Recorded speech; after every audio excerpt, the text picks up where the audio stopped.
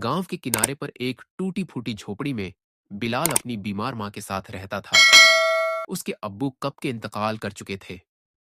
घर की हालत इतनी खराब थी कि बरसात में छप्पर से पानी टपकता था और ठंड में चटाई भी नहीं बचा पाती थी। मां को पुरानी सांस की बीमारी थी और दवाइयों का खर्च उठाना बिलाल के बस की बात नहीं थी। उम्र उसकी सिर्फ 18 साल थी, लेकिन मजबूरी ने उसे वक्त से पहले बड़ा कर दिया था। बिलाल दिन भर खेतों में मजदूरी करता और रात को गांव में एक बूढ़े सेठ के रिक्शे पर सवारी ढोता। वही हरा रंग का पुराना रिक्शा, जिसकी बत्ती हमेशा झपकती रहती थी और एक अजीब सी ठंडी हवा उसमें से आती थी। लोग कहते थे, इस रिक्शे में कुछ है, लेकिन बिलाल मजाक समझकर नजरअंदाज कर देता। उसका ख्वाब था मां को ठीक कराना और एक दिन अपना खुद का मकान बनवाना, जहां बारिश और ठंड से डर कर नहीं, आराम से सोया जा सके। लेकिन तब तक के लिए उसके पास सिर्फ मेहनत, दुआ और वो पुराना रिक्शा था। उस दिन शाम कुछ ज्यादा ही खामोश थी। आसमान पर काले बादल थे और बिजली दूर पहाड़ियों में चमक रही थी। बिलाल रिक्शा लेकर बाजार से वापस लौट रहा था कि गांव के बाहर वाले वीरान मोड़ पर उसे चार औरतें खड़ी नजर आईं। लंबी सफेद चादरों में लिपटी, सिर से पांव तक ढकी हुई। उनकी शक्लें साफ नजर नहीं आ रही थीं, लेकिन आंखें अजीब सी चमक लिए थीं। एक औरत आगे बढ़ी और बोली, हमें जंगल के रास्ते वाले मोड़ तक छोड़ दो। बिलाल थोड़ा झिझका, फिर बोला, बहन जी, उस तरफ तो कोई नहीं जाता इस वक्त, और वैसे भी बहुत सुनसान इलाका है। डरते हो? औरत ने नर्म लेकिन ठंडी आवाज में पूछा। बिलाल ने मां का चेहरा याद किया और कुछ देर सोचकर कहा, ठीक है, बैठ जाइए। चारों औरतें रिक्शे में बैठ गईं और रिक्शा भारी सा महसूस हुआ। बिलाल ने पैडल मारा और रहस्यमयी सवारी शुरू हो गई। जैसे जैसे रिक्शा वीराने की तरफ बढ़ता गया, हवा और ठंडी हो गई। अचानक बिलाल को पीछे से धीमी धीमी फुसफुसाहटें सुनाई देने लगीं। कोई हंस रहा था, कोई कुर्राता था, और किसी की आवाज तो मानो किसी किताब के उल्टे शब्द पढ़ रही थी। बिलाल ने शीशे में देखा और ठिठक गया। उन औरतों की आंखें अब चमक रही थीं, चेहरों पर अजीब सी सफेदी थी और उनके होंठ हिल रहे थे, लेकिन आवाज किसी और की लग रही थी। उसने तुरंत दिल ही दिल में दुरूद शरीफ पढ़ना शुरू किया। जितनी आवाजें तेज होती गईं, उतनी ही उसकी जबान पर अल्लाह का नाम मजबूती से आता गया। उसके रोंगटे खड़े हो गए, लेकिन दिल में कोई न कोई ताकत उसे रोकने नहीं दे रही थी। रिक्शा अब घने जंगल की तरफ बढ़ चुका था और उस रात की तन्हाई अब सिहरन बन चुकी थी। एकाएक रिक्शा रुक गया। कोई ब्रेक नहीं मारा था। खुद खुद जैसे किसी ने पकड़ लिया हो। चारों औरतें एक साथ रिक्शे से उतरीं और अंधेरे में फैल गईं। एक एक करके वो बिलाल के चारों ओर आकर खड़ी हो गई। एक जिन्नाजादी ने कहा, तू डर नहीं रहा? बिलाल ने कांपती आवाज में कहा, मैं बस अपने रब से डरता हूं। अगर तुम जिन भी हो तो अल्लाह से बड़े नहीं। दूसरी जिन्नाजादी बोली, कई लोग यहां लाए, किसी ने हमें गालियां दी, किसी ने भागने की कोशिश की, लेकिन तू अजीब है, न डरता है, न पलटकर पूछता है। तीसरी बोली, हम तेरी सच्चाई को आज जमाने आए थे। बिलाल को अब यकीन हो चला था, ये औरतें इंसान नहीं थीं, लेकिन जिस ईमान ने उसे सहारा दिया था, अब वही उसका हौसला बन चुका था। चारों जिन्नाजादियां अब बिलाल के बिल्कुल करीब थीं। उन्होंने उसकी आंखों में झांका और एकदम गंभीर लहजे में कहा, तू जानता है हमने तुझे क्यों चुना?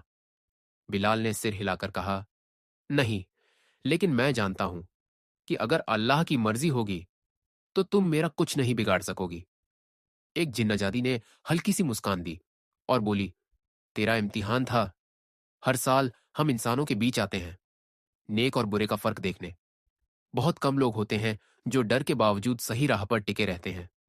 दूसरी बोली, तू न भागा, न जालिम बना, न सवाल किया। तुझे अल्लाह ने इम्तिहान में कामयाब किया है। बिलाल हैरान था। उसके पैरों से डर की जड़ें अब निकल चुकी थीं। जिनके सामने लोग कांपते हैं, आज वो उसकी तारीफ कर रही थी। एक जिन्नजादी ने अपनी हथेली में से एक चमकता हुआ हरा सिक्का निकाला और कहा, जहां ये जमीन पर गिरे वहां खुदाई करना। तुम्हारा रिज़्क वहां दबा है, रूहानी भी और दुनियावी भी। बिलाल ने कांपते हाथों से वो सिक्का लिया। वो बहुत पुराना था, लेकिन उसमें एक अजीब सी रोशनी थी, जैसे अंदर से कोई नूर निकल रहा हो। जिन्नाजादियों ने कहा, आज के बाद तुझे किसी इंसान या जिन से डरने की जरूरत नहीं। तू ईमान की राह पर चल, तेरे पीछे रहमत खुद चलेगी। फिर उन्होंने एक साथ सूरह रहमान की तिलावत शुरू की, और वो लम्हा ऐसा था मानो आसमान से रोशनी बरस रही हो। चारों औरतें धीरे धीरे हवा में हल्की होने लगीं और चंद सेकंड में गायब हो गईं। बिलाल अब जंगल में अकेला था, लेकिन दिल में डर नहीं, बल्कि एक भरोसा था। वो फौरन रिक्शा मोड़कर गांव लौटा और सिक्का लेकर उस जगह पहुंचा जहां वो अक्सर अपने अब्बू के साथ खेला करता था।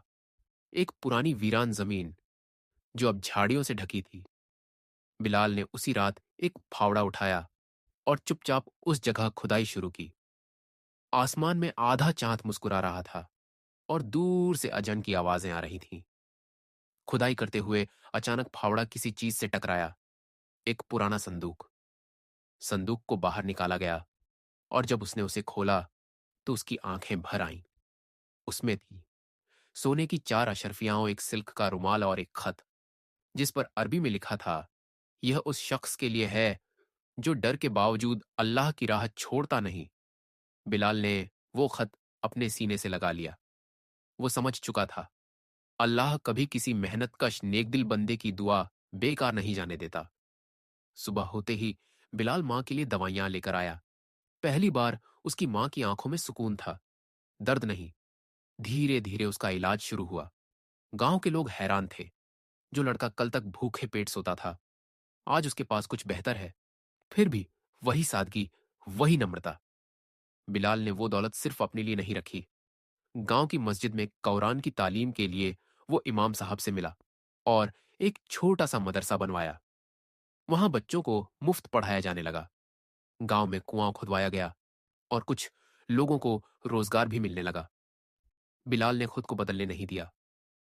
न घमंड आया, न दिखावा। बस हर नमाज में अल्लाह का शुक्र और अपनी मां की आंखों में सुकून देखा। 1 साल बाद उसी मोड़ पर जहां बिलाल ने उन्हें पहली बार देखा था, 4 साए फिर दिखाई दिए। इस बार वो रोशनी से बने थे। जिन्नाजादियां दोबारा आई थीं, लेकिन अब उनकी सूरतों में रोशनी थी, डर नहीं। उन्होंने बिलाल से कहा, तू हमारी सवारी था, अब हमारी दुआओं का हकदार है। जिस तरह तूने नेकी को छुपाया और इम्तिहान में पास हुआ, वो बहुतों को नहीं आता। उन्होंने उसे एक और तोहफा दिया, एक किताब जो नजर नहीं आती थी, लेकिन हर बार जब बिलाल किसी परेशान को देखता तो उसमें हल खुद ब खुद लिखा होता। अब वो सिर्फ दौलतमंद नहीं, राह दिखाने वाला भी बन चुका था। कहते हैं कि आज भी उस गांव में एक हरा रिक्शा चलता है, बिल्कुल वैसा ही जैसा सालों पहले था। लेकिन अब वो किसी और से नहीं चलता, वो खुद ही चलता है। और जब कोई सच्चा मुसाफिर गमज़दा या परेशान हो, तो वही रिक्शा उसके सामने आकर रुकता है। कुछ लोग कहते हैं उन्होंने उस रिक्शे में 4 रोशन चेहरे बैठे देखे हैं, जो ना डराते हैं, ना बोलते हैं, बस नूर से भर देते हैं। और किसी को भी नहीं पता वो पुराना सवारी वाला बिलाल अब कहाँ है। लेकिन गांव वाले आज भी नमाज के बाद दुआ करते हैं, या अल्लाह, हमें भी बिलाल जैसा इम्तिहान दे और ईमान की दौलत से नवाज दे।